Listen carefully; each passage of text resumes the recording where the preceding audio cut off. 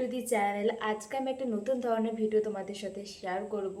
আমাদের বর্ধমানে অনেক কিছু ঘোরার জিনিস আছে, সেখান থেকে ঘুরতে যাওয়া, বেড়াতে যাওয়া, ঠিক আছে, এইসবের অনেক জিনিস আছে, অনেক জায়গা আছে। আমি জিনিস ভুল বলে ফেলেছি। তো অনেক জায়গা আছে, তো তাদের মধ্যে আমি একটা জায়গা আজকে তোমাদের সাথে শেয়ার করব।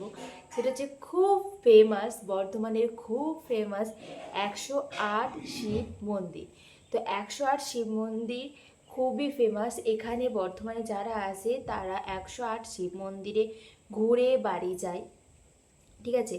তো তোমরা কিভাবে যে যেখান থেকে আসো না কেন, কলকাতার সাইড থেকে আসো বা দুর্গাপুরের সাইড থেকে আসো, তো যারাই আসো না কেন, বর্ধমান 108 মন্দির তোমরা কিভাবে যাবে, কত টাকা ভাড়া লাগতে পারে, কত টাকা তোমাদের টোটাল খরচা হতে পারে, ওখানে তোমরা কি কি দেখতে পারো, দেন কোথায় খাওয়া দাওয়া করতে পারো, সমস্ত কিছু আজকে আমি এই ভিডিওতে কভার করব।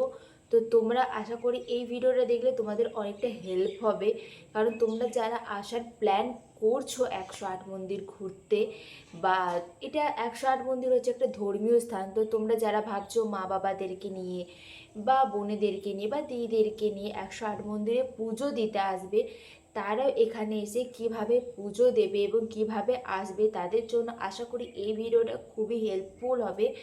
তো চলো বেশি বক বক না করে আজকের ভিডিওটা স্টার্ট করি, দেখতে থাকো পুরো ভিডিওটা। আমার যেহেতু পালসিটে বাড়ি, তাই আমি পালসিট টু বর্ধমানে টিকিট কেটেছিলাম। তোমরা যারা হাওড়ার থেকে আসবে, তো তোমরা হাওড়া টু বর্ধমানে টিকিট কাটবে। আর যারা দুর্গাপুরের সাইড থেকে আসবে, তারা দুর্গাপুর টু বর্ধমানের টিকিট কাটবে।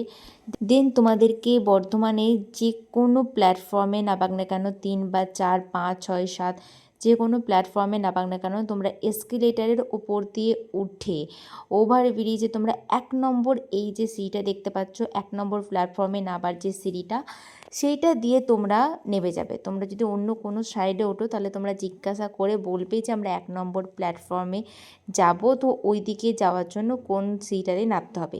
তো 1 নম্বর প্ল্যাটফর্ম দিয়ে নেবে তোমরা, সামনের দিকে এগিয়ে গেলে তোমরা এই বড় গেটটা দেখতে পাবে। আর তোমাদেরকে এইটা বলে দিই যে যারা কলকাতা থেকে আসছো বা হাওড়া থেকে আসছো, তাদের হচ্ছে কলকাতা টু বর্ধমানের টিকিট হচ্ছে 30 টাকা ভাড়া। আর তোমরা যদি রিটার্ন কাটো তাহলে 60 টাকা ভাড়া। আর যারা দুর্গাপুর সাইড থেকে আসছো, তাদের ভাড়াটা আমি ঠিক বলতে পারবো না, ঠিক আছে, কারণ হচ্ছে ওই লাইনে আমি যাতায়াত করিনি। তো কলকাতা থেকে যারা আসো তাদের টিকিট ভাড়াটা হচ্ছে 30 টাকা, বা রিটার্ন কাটলে 60 টাকা। তো ওখান থেকে তোমরা টোটো নিয়ে নেবে। দেন ওখানে টোটোকে তোমরা বলবে যে আমরা 108 শিব মন্দির যাব। তোমাদেরকে যদি বলে যে না আমরা 108 শিব মন্দির যাব না, নবাবহাট অবধি যাব, তো কোনো ব্যাপার না, তোমরা ওই টোটোতে চাপতে পারো।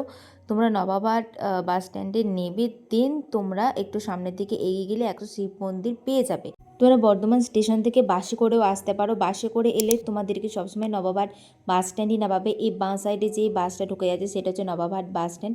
আর আমরা যেহেতু টোটো করে এসেছিলাম, তাই আমাদেরকে 108 শিব মন্দিরের গেটের সামনেই নামিয়ে দিয়েছিলো, কোনো অসুবিধা হয়নি। বাসে করে এলে তোমাদের ভাড়া হচ্ছে 10 টাকা, মানে স্টেশন টু নবাবহাটের ভাড়া। আর তোমরা যদি টোটো করে আসো, তাহলে তোমাদের ভাড়া পড়ে যাবে 20 টাকা করে। তোমাদের চয়েস, তোমরা কোনটাতে আসবে। এইটা হচ্ছে ক্যান্টিন। তো ক্যান্টিনের পুরো মেনু আমি তোমাদের সাথে এখানে শেয়ার করে দিয়েছি। তোমাদের বাজেটে যেটা হবে বা তোমাদের যেটা খেতে ইচ্ছা করবে, তোমরা দেখে এখান থেকে খেতে পারো। আমরা এখান থেকে নিয়েছিলাম হচ্ছে পুরি সবজি। পুরি সবজির সাথে একটা মিক্সড আচার দিয়েছিল, তো ওইটাও বেশ ভালো লাগছিলো, টক টক খেতে লাগছিলো। আর পুরি সবজিটার দাম তো তোমাদেরকে দেখিয়ে দিয়েছি যে 30 টাকা নিয়েছে। তো 30 টাকায় মোটামুটি ভালোই দিয়েছিলো, 4টে পুরি দিয়েছিলো, সবজি দিয়েছিলো। দেন আমাদের ওইটা তো পোষায়নি বলে আমরা নিয়েছিলাম পাপড়ি চাট, সেটাও খুব ভালো ছিল, আর সেটাও তোমাদের 30 টাকা নিয়েছিল। আর এটা হচ্ছে মেন গেট 108 শিব মন্দির ঢোকার। তো এই বাঁ সাইড দিয়ে তোমরা গেলে ফার্স্টই পেয়ে যাবে টিকিট কাউন্টার। টিকিট কাউন্টারের পাশ দিয়ে একটা সরু মতো গলির মতো বা রাস্তা মতো দেখতে পাবে। সেখানটা দিয়ে তোমরা সোজা এগিয়ে গেলে বাঁ সাইডে পড়বে জুতো বা ব্যাগ রাখার জায়গা। তোমরা এখানে 1 টাকা দিয়ে জুতো রাখতে পারো, মানে জুতো রাখলে তোমাদের কাছ থেকে 1 টাকা নেওয়া হবে, আর ব্যাগ রাখলে তোমাদের কাছ থেকে 5 টাকা নেওয়া হবে। তো তোমরা যেটা ইচ্ছে তোমরা রাখতে পারো। ব্যাগ নিয়েও ভেতরে ঢুকতে দেয়, কোনো প্রবলেম নেই। আর তোমরা যেখানে জুতো এবং ব্যাগ রাখছো তার পাশেই ছিল ওয়াশরুম, তোমরা ওয়াশরুমে ইউজ করতে পারো। দেন তারপরে ওখানে কল ছিল, তোমরা ওখানে পা হাত মুখ ধুয়ে তারপরে তোমরা 108 শিব মন্দিরের মধ্যে প্রবেশ করো। দেন তোমরা ভেতরে প্রবেশ করি দেখতে পাবে চতুর্দিকে মন্দির, তোমরা গুনতেও পারো এখানে 108টাই শিব মন্দির আছে কিনা। তোমরা অবশ্যই গুনে দেখতে পাবে যে হ্যাঁ 108টাই শিব মন্দির আছে। এখানে এরকম ঘাটও করা আছে, তোমরা এখানে বসে আড্ডা মারতে পারো। আর পুজো দেওয়ারও ব্যবস্থা আছে। তোমরা ঢুকি মানে 108 শিব মন্দিরের ভিতরে ঢুকি যে ডান সাইডে মেন মন্দিরটা পড়ছে সেখানে তোমরা পুজো দিতে পারো, কারণ সেখানে সব সময় ব্রাহ্মণ থাকে। আর এখন ওখানে পুজোর থালা বিক্রি হচ্ছে না, কেন জানি না। আমি 5-6 মাস আগে গিয়েছিলাম তখন বিক্রি হচ্ছিল, বাট এখন আর বিক্রি হচ্ছে না, তাই আমি তোমাদেরকে সেটা শেয়ার করতে পারলাম না।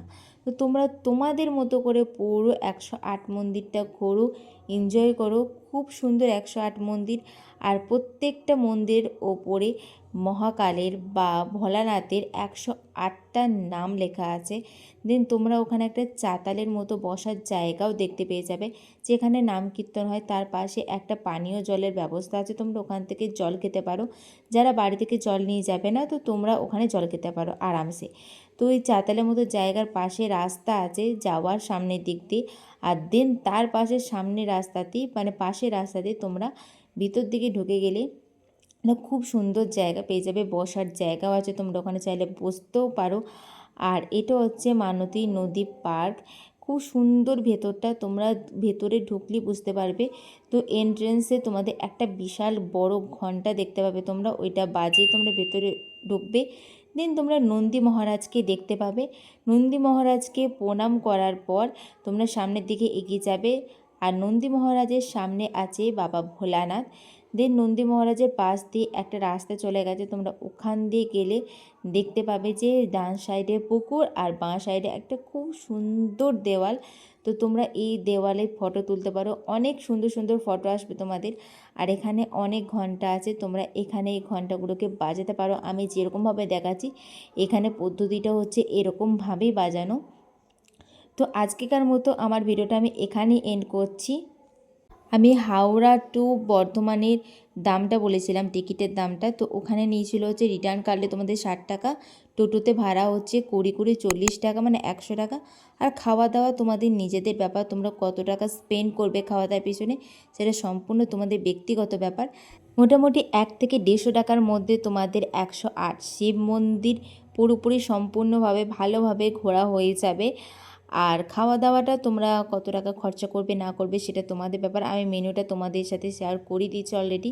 তো তোমরা অবশ্যই আমাকে কমেন্ট করে জানিও যে তোমাদের এই ভিডিওটা কেমন লেগেছে, হেল্পফুল লেগেছে কি না। আজকেকার মতো এত দূরই, দেখাচ্ছি নেক্সট ভিডিওতে। টাটা।